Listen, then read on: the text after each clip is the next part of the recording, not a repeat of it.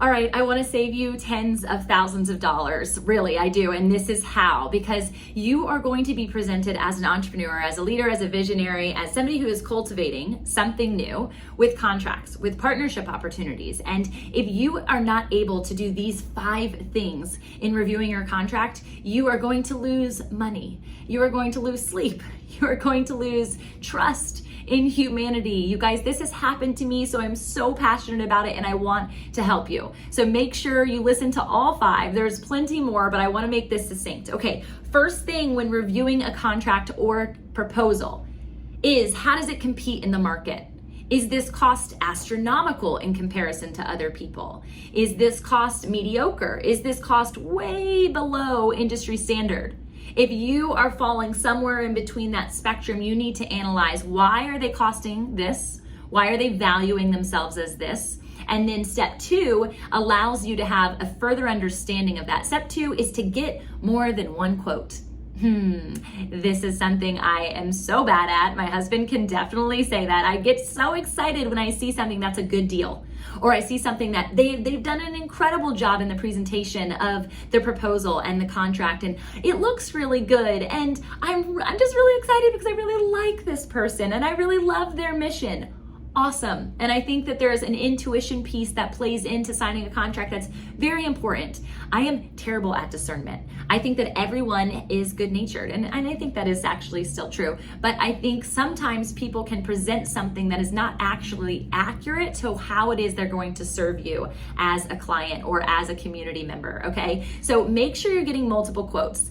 Even if you know this is the one person I'm going to choose, no questions, no matter what, get other quotes, because what could happen is you could actually bolster that contract based on the quote that somebody else does a really terrible job, but they're using language or they're giving you actionable items that you can instill into this other quote to say, hey, really love this. I want to counteract it with this potential opportunity. Can we add this, this, and this in for the same cost? Make your money go further, okay? And this is how you can do it, by getting multiple quotes.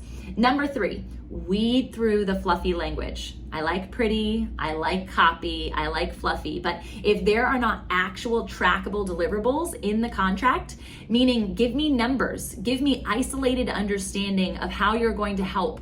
If it's not something you can give ROI to, I know myself as a coach, I can't promise someone the amount of money that they're going to make after they work with me. That's contingent on so many things. Are they showing up for themselves? Are they maintaining track with the program that I have them on? Are they actually doing the thing? Are they capable of doing the thing? Are they willing to invest in the other areas to help their idea or their business goals actually come to fruition? I can't promise ROI.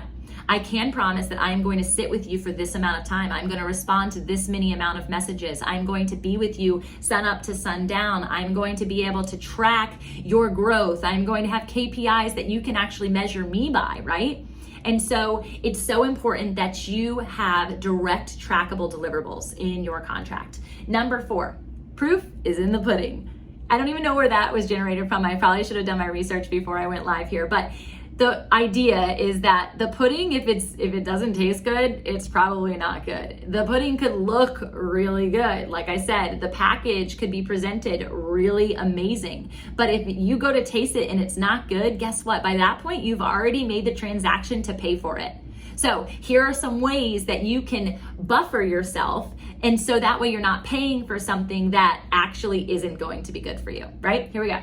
Testimonials, right? This is so important. You should be going to this person's website. I was on a call with a client and she had not really gone through the person's website because they had a phone call, the 1-hour consultation, because she came and heard from another connect about this person, and they got on a call with her. And oftentimes when somebody can get on a call with you, they can convert you. And it's not to say that they're not capable of the actual transaction, but relationships draw people in. And so if they're really good at sales and marketing based on relationship building, and they actually don't have the proof in the pudding of the actual thing they're trying to serve you up, that's not always good. Maybe they're doing something they shouldn't be doing. Maybe they're in the skill of relationship building and sales and marketing is where they should stay, but maybe they're not really good at podcast syndication or funnel building, right? Or website design. You have to know based on the testimonials, ideally video testimonials. If you can get video testimonials, you know that that's an actual human being. people might copy and paste. People might create their own testimonials. People might take screenshots of other people's testimonials and put them on their website. Again, I believe people are good-hearted. I believe that their desire to serve is accurate and well meant. However, you need to do your attraction. You need to do your work of the presentation of the proposal or contract. So the other component of testimonials, if you don't really see ones that on the site or anywhere that they're presenting this to you, maybe even in their contract and testimonial and proposal of testimonials, why don't you ask? Why don't you say, hey, I would love 2 or 3 contacts that you have served up something similar to so I can touch base with them and just hear firsthand how their experience went.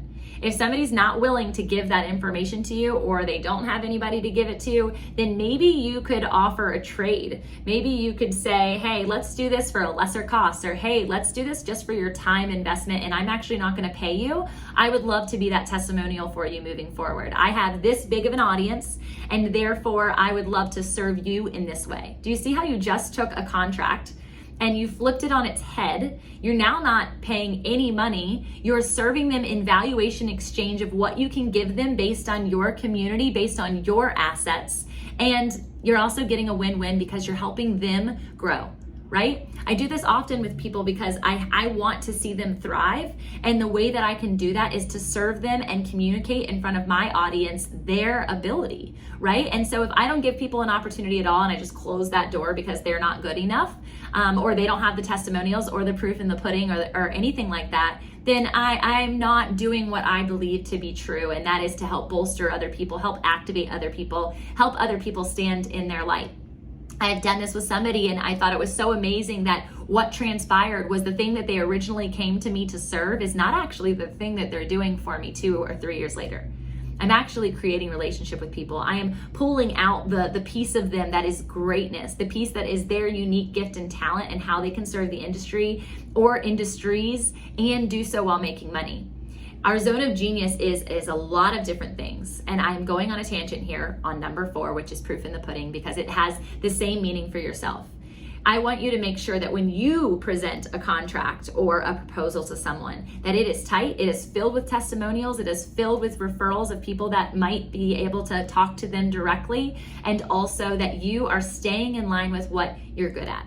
Don't offer a bunch of things that you're not going to be able to bring to fruition for them or actually serve them up well, right? Because then what will happen to that testimonial that you're going to need as a referral later? You want word of mouth because it travels fast. Word of mouth and bad word of mouth we hear travels faster. So do you want the bad word of mouth to travel and precede you in the marketing budget that you might not have yet spent?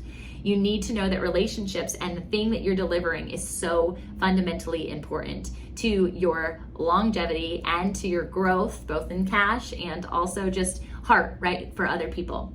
Number 5, ask them about contract duration, right, and next steps of that contract. A lot of times people will present their contract or proposal to you and it's, let's say $3,500, and in that $3,500 they're giving you a list of all of the things they're going to do for you, and you're so excited because you've been waiting years to be able to hire support in your business. I get it. When I hired my first VA, I was like, this is amazing. I'm now 2 VAs in and 2 other employees in, and it's thriving in that regard because I know, and you should know, that you cannot do this thing alone. Whatever your mission is, whatever your vision is, bring people in to support you.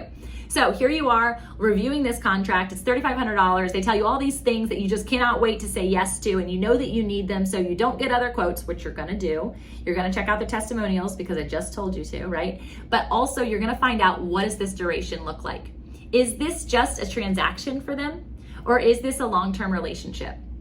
It means so much to me when someone tells me, this is how much the contract is for, this is the duration of the contract, these are the ways I'm going to support you directly with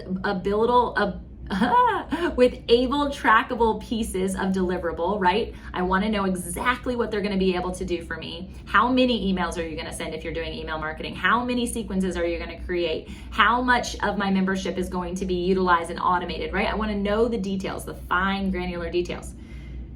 But if they're not saying, I'm going to do these things and then peace out, where's the follow-up support?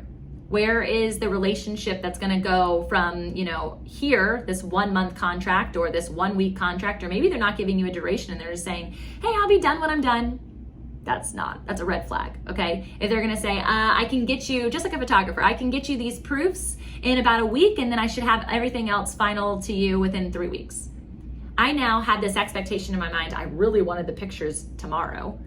And yet that's not possible. So when they answer my expectation and they actually give me exact deliverables, I then can breathe. So I can look at my calendar and not every single day be like, I can't wait. I hope they finish this today. And they're thinking in their mind, oh, I have a 30-day turnaround. I've got plenty of time. And they're sitting on it because most people procrastinate until the 29th day to complete the thing and give you access. And you are so pissed at this point. Talk about negative testimonial, right? You're creating a negative emotion when all you needed to do, either from the contractor or you as the contractee, is to tell them exactly what to expect in the process, okay? And in those expectations, you can know, is this just a transaction? Meaning, am I paying something and it's just an e-course and it's all in my lap at that point? Or am I paying for something that's a relationship? And in this 4-month mentorship that I offer, this is an example, I am gonna be with you 8 times for a one-on-one session. I am going to offer 2 Voxer support conversations with you. I am available for email responses every hour or these hours of every day of the week, right? You can enroll in every single other program that I offer hereafter. If you're a one-on-one client, you get access to my membership for lifetime, right? And so there's so many pieces. You have to stack this up for people. You have to know what the offer consists of, and then you have to be able to then compare it to the actual deliverables that they're giving you, the goals, the benchmarks that they're providing, so you can have your expectations met. I really hope that these 5 things make your contract experience, whether you're the one signing or you're the one giving, that much better, that much more robust, and serve people well on both ends of the spectrum. Give them loopholes that you noticed in their contract. Give them issues that you saw on their website, typos that you experienced. People need constructive criticism and they need it out of love and grace. That's where this thing comes into play. This is all a grace-filled experience. It might feel very contractual. It might feel very business, but everything is based on the Bible. Every single thing, even contracts, okay? So make sure you're taking a look at it and stand on the word in everything that you do so that your truth is their truth at the end of your interaction together, and that relationship, which is ultimately what everything we do in business is about, has longevity to prosper and flourish the kingdom. Love you guys. Sign a contract today and don't lose tens of thousands of dollars like I did.